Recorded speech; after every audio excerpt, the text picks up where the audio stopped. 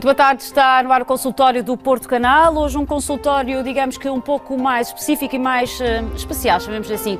Vamos debruçar-nos sobre o tema que de resto está na ordem do dia. Vamos falar sobre eutanásia e vamos querer que participe durante todo o programa. São então 50 minutos de conversa com os meus convidados, que passo já a apresentar, mas desde já convido também a juntar-se a nós através da nossa linha telefónica 229538525. Podem então desta forma fazer parte desta conversa, dar-nos a sua opinião e também, por que não, tirar algumas dúvidas e com certeza que são muitas sobre este tema que, por muito que tentemos, não deixa de ser um tema polémico. Vou apresentar então os meus convidados. Aqui mais perto de mim está o professor Dr. José Manuel Silva, é especialista em Medicina Interna e é também antigo bastonário da Ordem dos Médicos. Muito bem-vindo, Sr. Professor.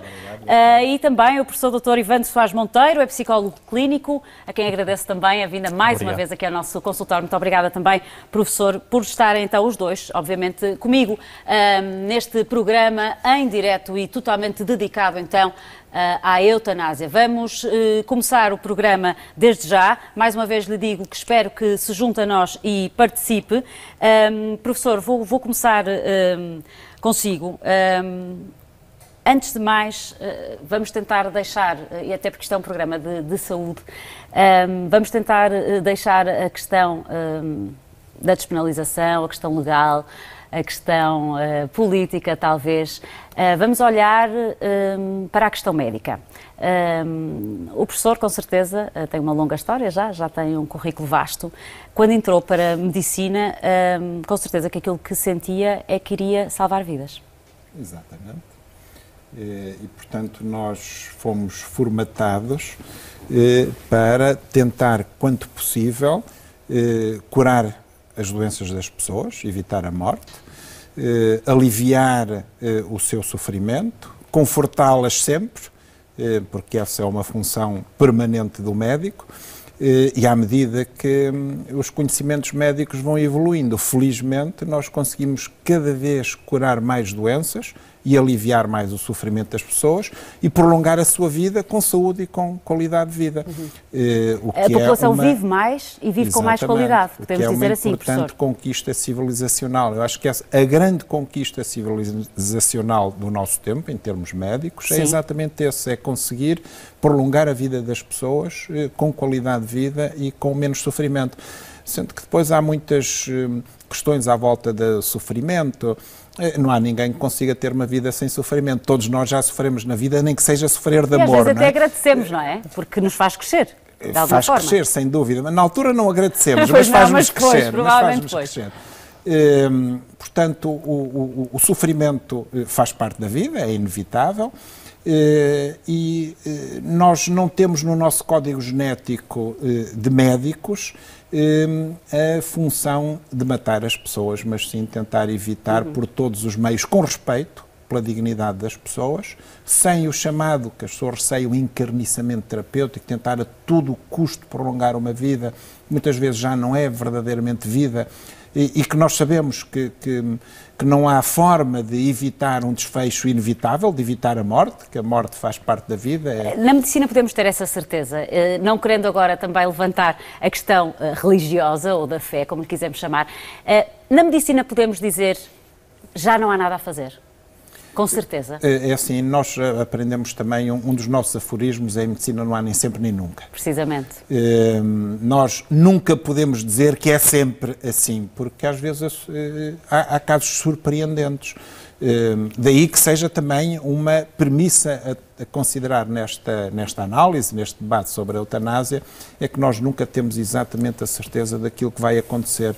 E até quando damos o exemplo de doenças progressivas, para as quais ainda não há cura, que terminam inevitavelmente na morte, como por exemplo a esclerose lateral amiotrófica, nós temos, normalmente as pessoas morrem em 2, 3, 4 anos, a partir do momento do diagnóstico da doença. Mas depois há quem nos surpreenda, não é? Exatamente, como Stephen Hawking, que está vivo há mais de 50 anos, ou seja, são questões... Quando lhe dava um prognóstico de uns meses, se não me engano. Exatamente. E, portanto, desde que haja medidas de suporte, medidas de qualidade de vida, de um tratamento adequado na altura de acordo com o estado da arte, agora muito mais evoluído, é possível prolongar uma morte e o Stephen Hawking continua a ser brilhante. É verdade que está quase locked-in, ou seja, está quase fechado sobre si mesmo, tem dificuldade em contactar com o meio exterior, mas continua a fazê-lo, a sua cabeça continua tão brilhante como de antes, de tal forma que ainda recentemente deu um prognóstico para o nosso planeta de mais 1000 anos, e disse nós temos mais 1000 anos para arranjar outro planeta para viver, não é? Mas enfim, isso é outra questão.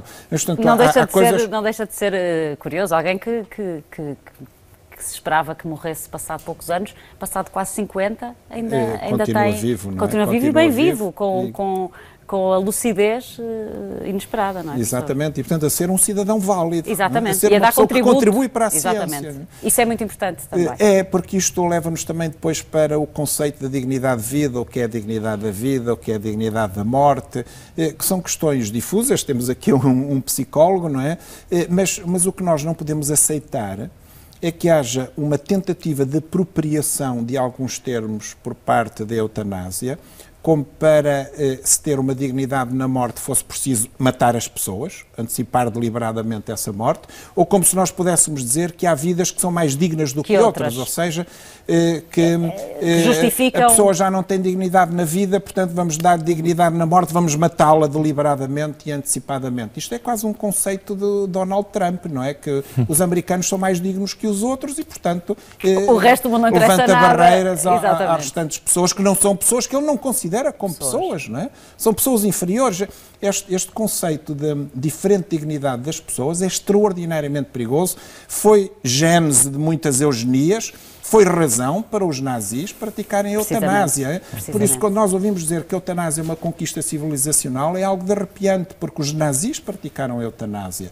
A eutanásia pratica-se quase desde o princípio da humanidade. Portanto, matar alguém não é uma conquista civilizacional. O que é conquista civilizacional é evitar que as pessoas morram de acordo consoante os conhecimentos científicos atuais. E nós, às vezes, aquilo que nos parece hoje absolutamente sem esperança, amanhã já não é. Repare que o conhecimento científico evoluiu pela primeira vez, duplicou pela primeira vez a partir da era cristã em 1750 anos. Depois passou a duplicar a cada 150 anos. E agora? Atualmente duplica cada 1 ano, 2 anos. Prevê-se que em 2020 duplica cada 73 dias, ou seja, uma doença que hoje nos podem dizer que é incurável e que vamos morrer dela, daqui a uns dias já pode haver um tratamento inovador para tratar, prolongar a vida. Repara, a SIDA.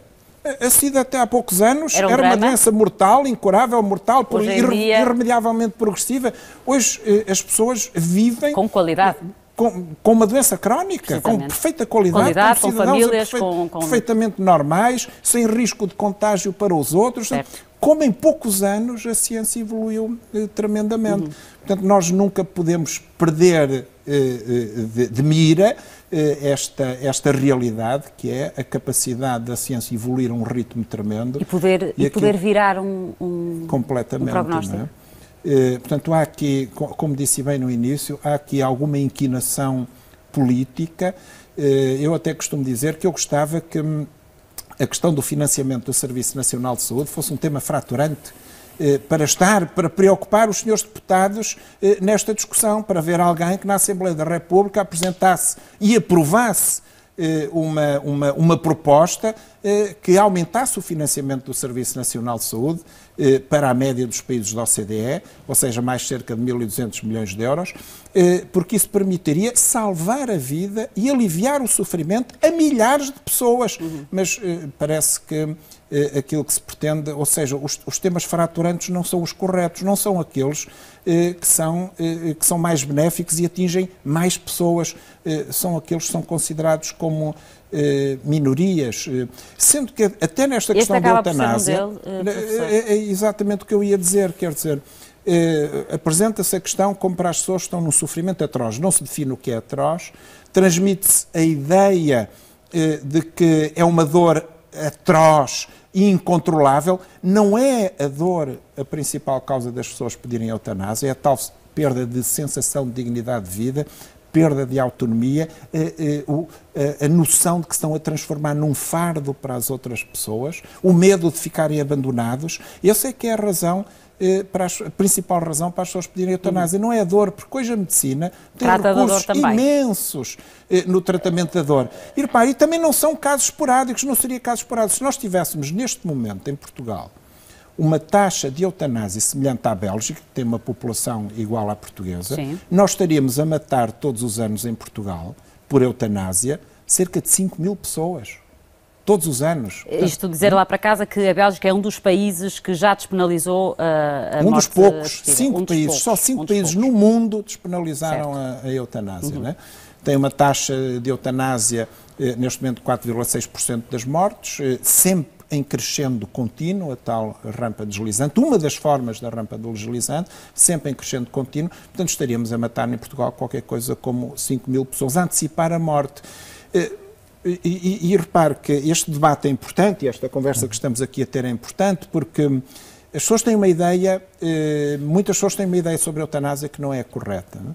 As pessoas... É também esse o intuito deste programa, é um bocadinho a desmistificar toda esta questão, professor. As pessoas acham que a eutanásia é deixar as pessoas morrer sem encarniçamento terapêutico, sem estar a usar todos os mecanismos, alguns desencadeadores de algum sofrimento e invasivos, para manter a pessoa viva a todo o custo. Não é isso. Isso é distanásia, ou seja, que é condenada pelo Código Deontológico da Ordem dos Médicos. Eutanásia não é deixar as pessoas morrer naturalmente. Eutanásia é antecipar deliberadamente a morte, é matá-las. O que está em causa nesta discussão da eutanásia é conceder aos médicos o direito de matar os doentes sem serem penalizados por isso. Sr. Professor, vou ter que deixar o nosso outro convidado também a dar a sua opinião. Professor Ivandro, pergunto-lhe agora isto porque falamos de dor, de sofrimento. Se já é difícil medir a dor física, e os médicos sabem disso bem, temos uma escala e ainda assim é muito discutível, não é? Claro. O que é a dor para mim poderá não ser a dor para si. Como é que medimos o sofrimento que vai na cabeça das pessoas e que muitas vezes leva a esta vontade de pôr um ponto final à vida? Bom, eu estava a ver com muita atenção e grande parte do que é o problema deste processo é que isto envolve essencialmente a adaptação. E a adaptação tem uma série de variáveis subjetivas de parte a parte. Nós temos, de um lado, um doente que tem uma doença crónica, que, associado a isso, tem uma dor física, mas que depois tem toda uma envolvente de um quadro de pensamentos, de emoções, que, condicionado pelo o padrão cultural, o padrão social, o tipo de família, o tipo de pessoas que tem à sua volta, vai combinar com o outro lado, que é um médico, que vai ter o poder na sua mão, também com as suas variáveis pessoais, as suas características psicológicas, os seus aspectos culturais, religiosos, por aí fora, e vamos ter que combinar aquilo que é a subjetividade de um lado com a subjetividade do outro, para que fique na mão desse médico a responsabilidade de decidir, como se houvesse ali um momento a partir do qual ele tivesse uma informação muito objetiva, para poder dizer sim, chegou o momento, este doente vai agora deixar de viver. E isto é o drama que existe também para o lado do médico, não é? Porque o médico acaba por ter nas suas mãos uma responsabilidade que não foi treinado para isso, porque o treino dele é ao contrário, não é? Precisamente. O treino dele é tentar manter a vida o máximo possível. E, portanto, aliás, o ideal seria a ortotanásia, não é? Que eu sei que era a morte certa, a morte ideal, não é? E, portanto, nós temos a eutanásia, temos a que vista... é a morte natural, tranquila. Exato. Muito bem, muito obrigada, professor, por esclarecimento. Falamos da distanásia e eu acho que as pessoas estão mais familiarizadas com e agora esta, que é a morte natural, não é? Que é aquela que todos que desejamos, é o ideal, obviamente. É a chamada morte santa, é aquela que todos nós gostaríamos um dia, não é? Depois de uma refeição abençoada, naquela noite fazíamos as nossas... Como diz o povo, acordarmos mortos. Ou seja, sem darmos conta disso. Exatamente. Mas hoje a medicina, desculpe, pode proporcionar, de alguma forma, tem meios para proporcionar essa morte santa, sem antecipar deliberadamente a morte, sem cruzar a fronteira de matar.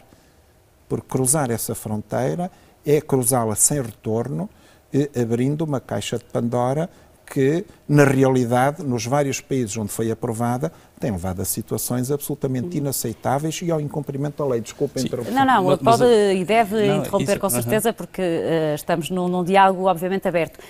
Eu acho graça, se me permite a expressão, professor. O professor usa a palavra matar. Eu identifico-me consigo, sou muito direta também nas palavras que uso. De facto, podemos incutir isto nas pessoas. A eutanásia é um ato de assassinato, digamos assim. A eutanásia tem aquelas duas perspectivas, porque depende sempre do prisma ou do ângulo em que nós interpretamos o mesmo comportamento. Porque em termos reais há ali um comportamento. E de um lado temos aquilo que pode ser um homicídio a pedido, não é? E do outro lado há um suicídio assistido, não é? E, portanto, dependendo do ângulo, nós conseguimos ter sempre argumentos a favor e contra.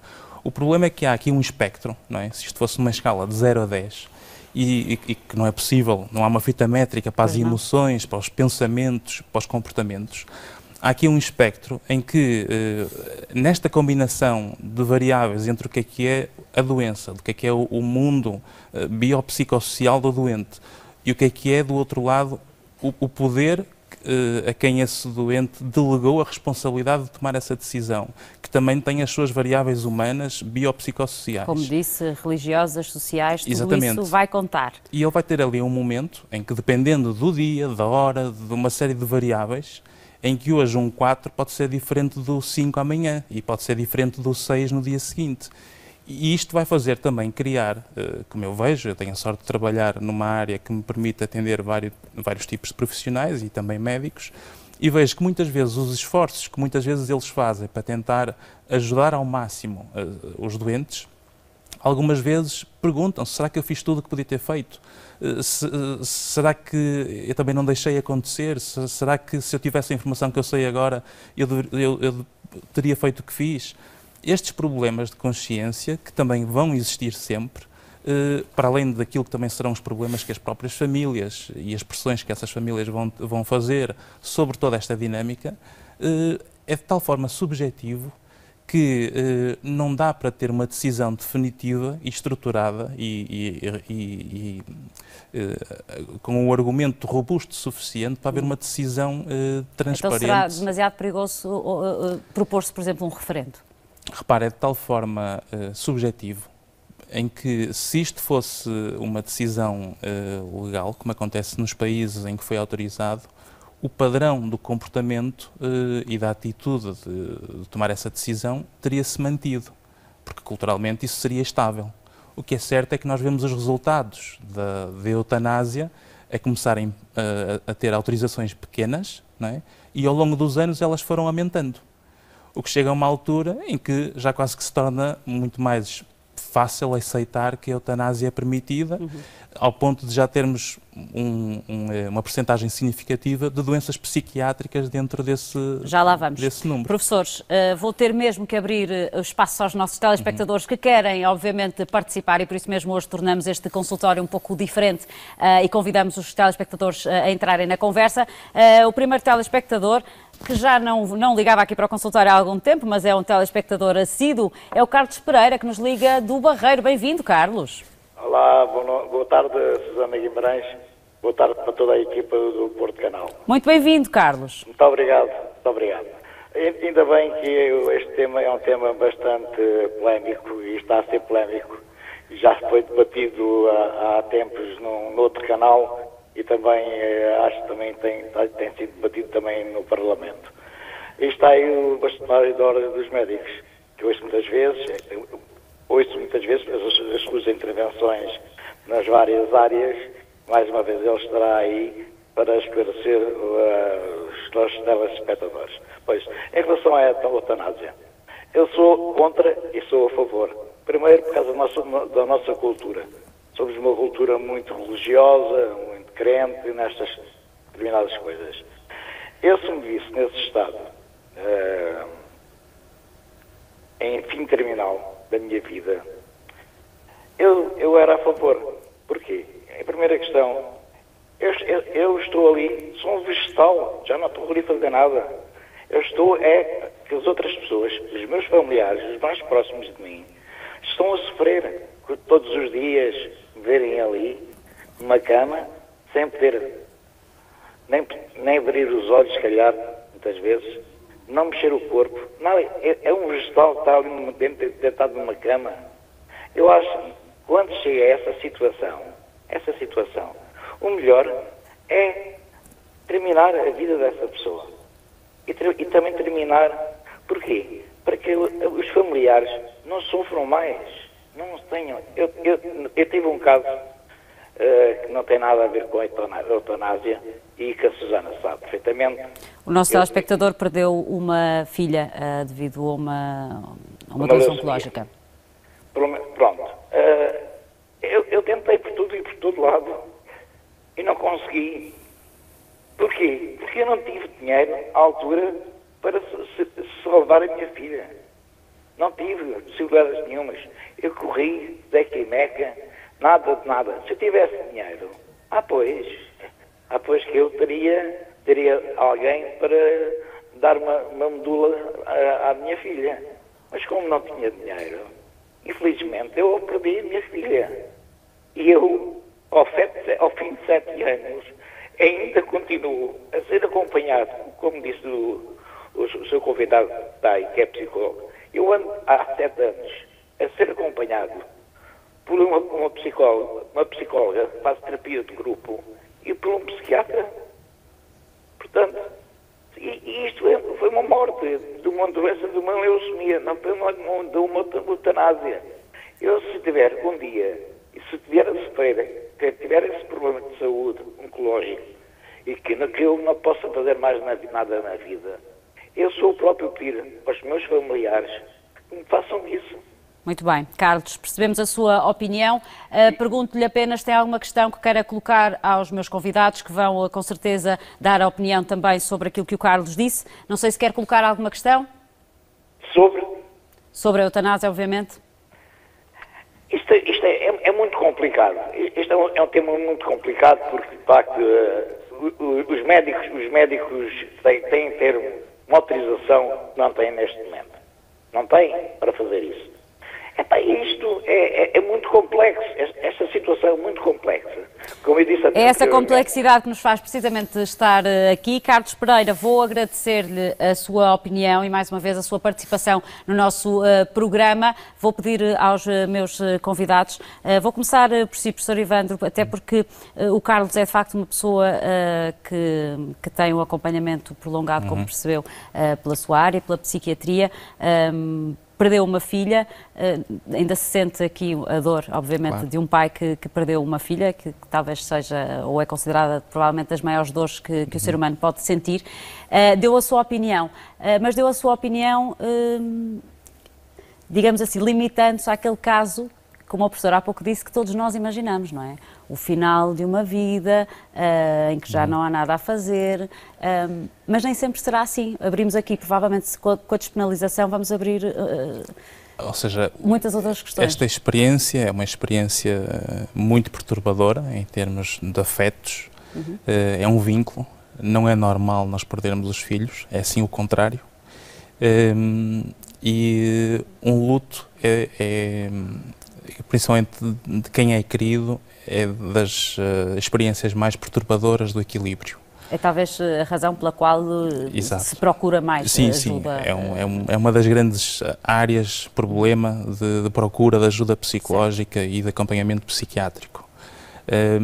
E, portanto, esta área é uma área muito sensível e quando nós perdemos alguém querido por morte de uma doença ou de uma morte natural, há uma dor que se sente, que em várias situações, eu noto pela experiência que é diferente da dor de alguém que poderia ter passado por uma experiência semelhante à eutanásia. Ou seja, quando alguém antecipa a perda, há ali um momento, quer da família, quer dos entes mais queridos, dos mais afastados, do próprio médico, em que há esta questão, será que devíamos ter feito? Será que não devíamos? Será que nós fizemos tudo o que estava ao nosso alcance? será que isto também, o sofrimento crónico, muitas vezes acompanhado do desgaste familiar que engloba, muitas vezes a vontade de não querer ser um fardo para a família, que depois desenvolve-se associada à doença e àquela fase terminal, também os próprios quadros psiquiátricos, como depressões, que altera o discernimento e a consciência, muitas vezes a vontade de tomar decisões definitivas em fases temporárias, por regra, leva Isso sempre... é muito perigoso. É perigoso e leva a tomadas de decisão definitivas. Definitivas Isso é a mesma coisa como o suicídio. O suicídio é, por regra, uma decisão definitiva numa fase que é temporária e que, por si, essa experiência, porque não há outra saída naquele momento pelo impacto emocional que todo o contexto e toda a situação traz ao doente, ele acaba por não ver outra saída que não aquela. Mas existem outras saídas e há pouco, como o professor disse, a medicina evolui de tal forma certo. que mesmo a nível psiquiátrico já temos muitas soluções. Sim, sim. Por isso é que a própria lei de saúde mental diz que a melhor, muitas vezes, quando o doente tem que ser internado, quando ele próprio ou está a pôr em causa a própria vida ou a vida de terceiros. Mas principalmente quando põe em causa a própria vida, é a função do médico tomar a decisão de internar o doente para o proteger daquele comportamento definitivo naquela fase temporária. Exatamente, uma fase temporária. Professor, esta questão faz-nos lembrar um caso que saiu na imprensa há poucos dias. Uma mulher belga de 24 anos viu reconhecido o seu pedido a ser assistida na morte, alegando ter uma depressão profunda. Foi-lhe concedido este desejo. Quando olhamos para estes casos, se calhar é aí que devemos pensar de facto no que é a eutanásia. É a tal rampa deslizante, não é? Em que o número de situações em que a eutanásia é autorizada vai aumentando, porque depois mas já se pratica nestes, porque não mais aquele? E porque não mais aquele? E acontece já no alcoolismo, acontece nas pessoas com demência e já acontece em pessoas que não pedem para ser eutanasiadas e são mortas. São eutanasiadas. A partir do momento em que a fronteira se dilui, deixa de existir, em que passa a ser legal matar outra pessoa, ainda que alegadamente a pedido, alegadamente, disse bem. Alegadamente, depois nunca mais há fronteira e depois é um crescendo do número de indicações.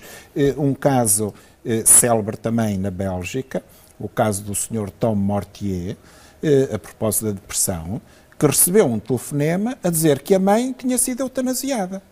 A mãe, que era uma senhora que desde nova tinha depressões, mas constituiu família, criou os seus filhos e bem, um dia numa fase de depressão, recorreu a um médico que era a favor da eutanásia, as tais convicções individuais do médico que depois se transmitem ao doente. E que tem um impacto, obviamente, muito grande nesta A senhora foi eutanasiada e o filho recebeu um telefonema a dizer que a sua mãe morreu. Foi eutanasiada, sem sequer ter a oportunidade de ajudar a mãe. Este filho pôs o Estado belga em tribunal, porque acha que os seus direitos e os direitos da mãe foram violados, os direitos fundamentais. Acreditando que há sempre Nós não nos podemos esquecer que depressão é doença. Lá portanto, está, é a tristeza é muito saudável e é muito saudável no sentido de nos permitir mudar alguma coisa na nossa vida.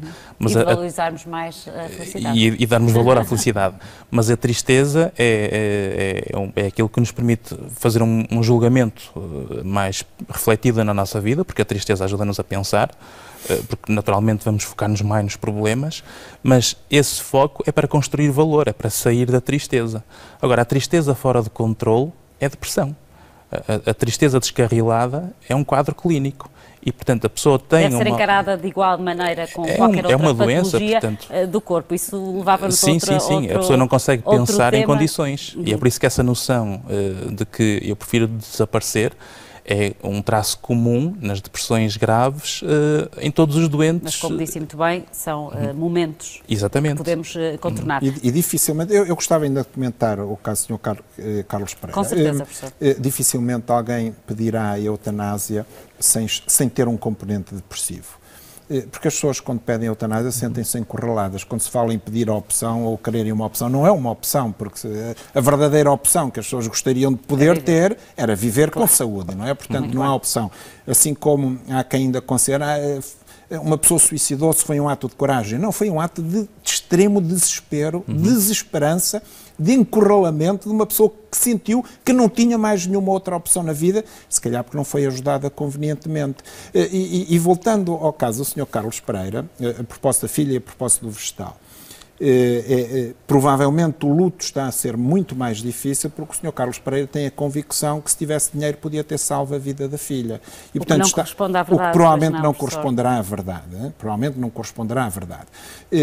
Mas o que é preciso é que nós todos garantirmos que o Serviço Nacional de Saúde tem uma capacidade de resposta de forma que ninguém fique com este receio de que, por falta de meios, não conseguiu salvar a vida de um familiar, nomeadamente uma filha. Eu tenho uma filha, isso deve ser horrível, uma filha morrer deve ser a pior coisa do mundo. Não é? Portanto, nós devíamos estar a empenhar-nos todos que o Serviço Nacional de Saúde tivesse um financiamento suficiente para atender toda a gente com qualidade. Portanto, o Sr. Carlos Pereira provavelmente está errado na sua convicção que se tivesse dinheiro podia ter salvo a vida da filha. Deve libertar-se também deste... Mas é evidente que se fosse muito rico, se fosse milionário, provavelmente poderia ter ido a outro país, enfim, e conseguir eventualmente com mais facilidade uma doação de medula.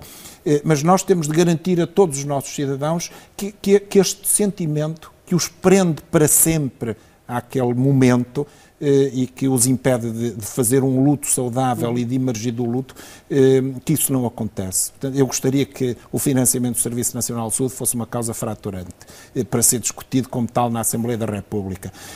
Pois o facto do Sr. Carlos Pereira ter feito, eu se tiver vegetal, não quero estar vegetal, sou um peso. Mano, alguém se tiver vegetal, para já, se tiver vegetal, não cumpria sequer a legislação de eutanásia, porque não estava em condições de pedir a eutanásia.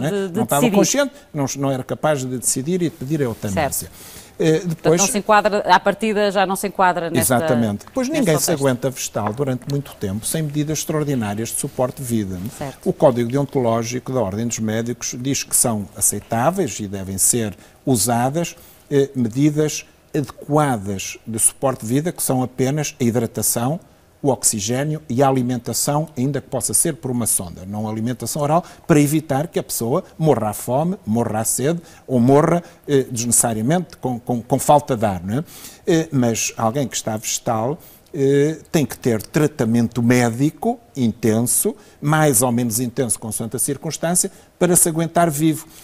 Portanto, o Sr. Carlos Pereira não tem que ter o receio de estar muitos anos vegetal, porque se nós também devíamos estar a discutir a questão da distanásia, porque a distanásia, sim, é algo que devia estar em cima da mesa para ser decidido, por exemplo, e é uma decisão válida, nós devemos tratar um doente demenciado, sem qualquer já capacidade cognitiva, sem contacto com o mundo exterior, que está 100% dependente, se fizer uma pneumonia, nós devemos tratar essa pneumonia ou não?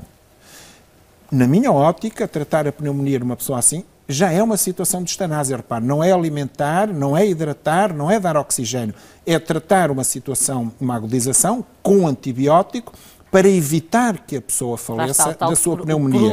Isso é uma discussão que vale a pena, porque ninguém aguenta muitos anos num estado vegetal se não forem tratadas as sucessivas complicações que vai ter daí da sua debilidade, do seu estado de saúde. Professor, vamos ter que fazer aqui uma pausa, vamos ter que fazer um curto intervalo.